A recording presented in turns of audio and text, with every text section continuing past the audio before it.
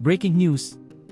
Senador Marcoleta, maghahain ng ethics complaint laban kay Senador Lacson kaugnay sa spliced video.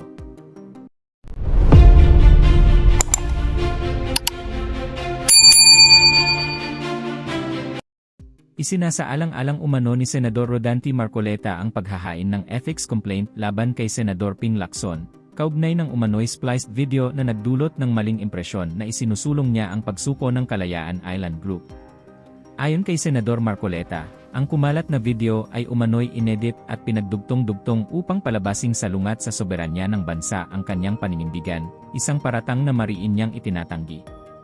Sa panayam sa programang Saganang Mamamayan ng Net25, iginiit ni Senador Marcoleta na hindi dapat palampasin ang ganitong uri ng panlilinlang. Dagdag pa ng senador, hindi kasi pwedeng hindi natin itama ang mali. Ako, kahit sino ang makalaban ko, kapag mali talagang itatama ko yon.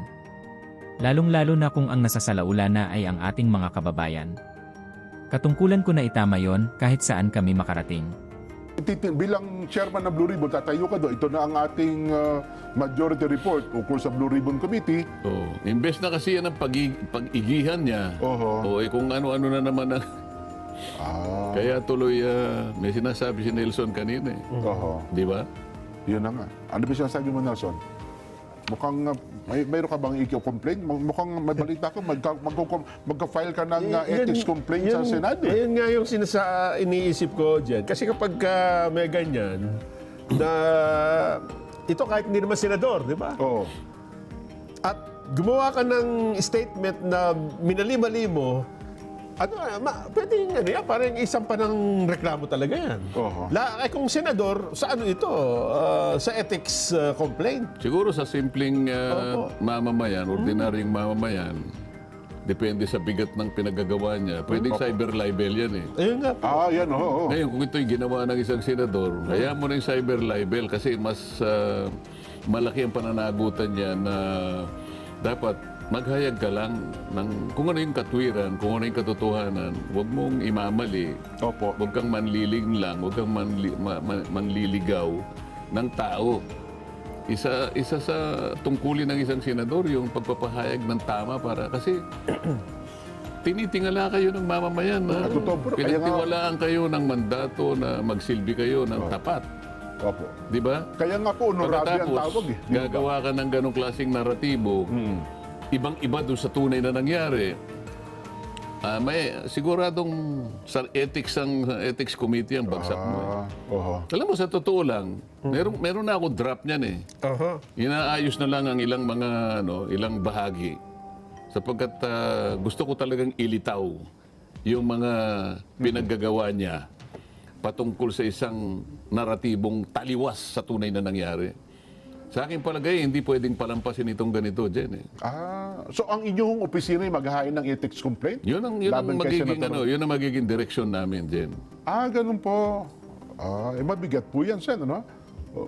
Ang dahilan po ay... O dahil gumawa ka ng isang naratibo na pinalilitaw mo, ako pang gumawa niyan, ako nagsabi niyan, hindi naman ganyan na sinasabi ko. Ayun.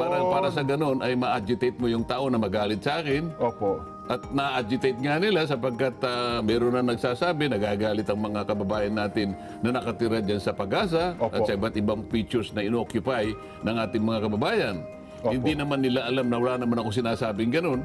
Sila yung gumawa, kagaya ng palagi nating sinasabi, mahilig silang gumawa ng isang bagay, gagamitin nila yung tinatawag nating straw man fallacy. Opo. So maglalagay sila ng isang tao sa magitan ng mga straw. Strawman. Bubugbugin nila yung... samantala, tsaka ngayon, hindi naman yun ang tunay na tao. Yes po. Pagkatapos, may iwasan mo ngayon yung tunay na nangyayari. Oho. Ganyan ang palagi nilang ginagawa. Oho. At halatang halata naman yan. Panglilihis nga po kapag gano'n, Sen, ano? Naipakita ko na. Oho. Yung mga tanong ko, sinasagot sa ibang aspeto ng aming ipakikita ko yung mga yung meron namang official na transcript diyan eh. Oho. O nung nagtanong ako, dapat kunin mo doon sa sagot na nakalagay sa transcript. Opo. Kukuha ka doon sa isang tanong na malayo doon sa pahina ng transcript eh. Pinag-in-splice niya, pinagdugtong-dugtong niya ang hindi magkakadugtong talaga. Oho. Anong ibig mo sabihin? Ba't mo ginagawa ito? Anong pakay mo? Anong motibo mo para gawin yon? At sa bandang huli sabihin, congratulations na tapos dahil sa... Para lang palitawin niya na ganun nga yung sinabi ko at ganun nga yung sinagot nun. Ayun. Na gusto kong makita, ano yung motibo mo?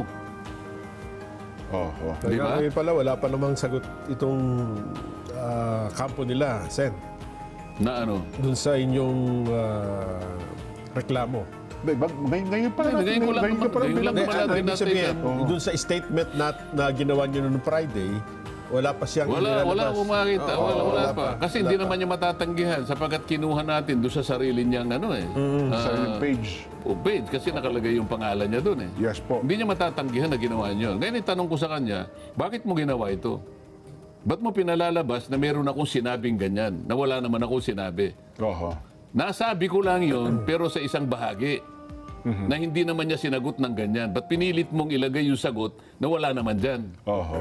Oh, nag-succeed ka para i-agitate mo yung tao. Ba't gusto mong magalit sa akin ng tao? Oho. Hindi ba? Oho. Ganun ba yung trabaho ng isang senador? Magalit sa kapwa yung senador, ano? Nang wala naman akong ginagawa. Oho. Oho. Wala naman akong sinasabi. Ang akin lang naman pakay, liwanagin natin ang lahat na issue na malabo Ay. para sa kapakanan ng mamamayan. So yun. Yun pa lang latest. Ngayon lang ninyo binanggit po yan sa palatuntunang sa ganang mamamayan, Sen, ano, ha? Na ang inyo pong tanggapan ay... Hindi kasi po pwedeng hindi natin na itama yung mali. Opo, opo. Ako kahit sino yung makalabang ko pagkamali, talagang itatama ko yon. Oh. Lalong-lalo na kung ang nasasalaula na ay yung ating mga kababayan. Oh. Isip-isipin mo, pag-isipan nila ako ng ganon. Dahil nga inilagay sila sa kalagayan na mag-iisip sa akin ng ganon. Opo, Eh samantalang hindi ko naman ginawa yon. Katungkulan ko na itama yon. Kahit saan kami makarating. Aha. Okay. Malinaw po yan. Di abangan natin. Ano pa, Nelson? Mainit na issue ngayon. Samantalahin natin. Oh. Baka yung tibok-tibok na lang ang gustong pag-usapan natin. Ano na sa Tagalog yun? Mahablang ka, Yun, sir. Mahablang ka. Huwag niyong kakalimutan yun. Yes po. Yun ang... yun ang... At dahil dyan palagi ko napapasalamatan ng aking kaibigan sa Senado, Ayan. si Senador Lito Lapid. Ayan. Sapagkat siya lang naman nagbibigay sa akin ng tibok-tibok. Oho. Hindi pa Siya ang namin laging may dala eh. Hindi ko pa hindi pa ako Hindi, nakakakita. isang araw, sasabihin ko sa kanya, bigyan mo ako ng dalawa. Yun. Kasi yung dalawang kasama ko dyan, Hati na kami dun sa isa. paghahatian nila yung isang bilao ng tibok-tibok. Oho. Nako. Pero huwag mo nang lalagyan ng Oh. ano yan? Perlas ba yun? Sinabi yung mo pilak. kanina? Pilak. Pilak. Oh, pilak. Pilay, Oh. 30 piraso. Oo. Nako.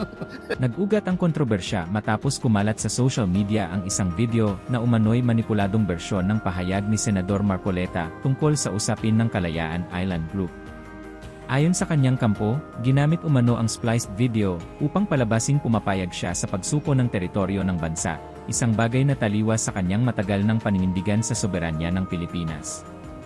Git ng senador, malinaw na panlilin lang ito sa publiko at isang uri ng disinformation. Dahil dito, pinag-aralan ngayon ng kampo ni Senador Marcoleta ang paghahain ng formal na reklamo laban kay Senador Lacson.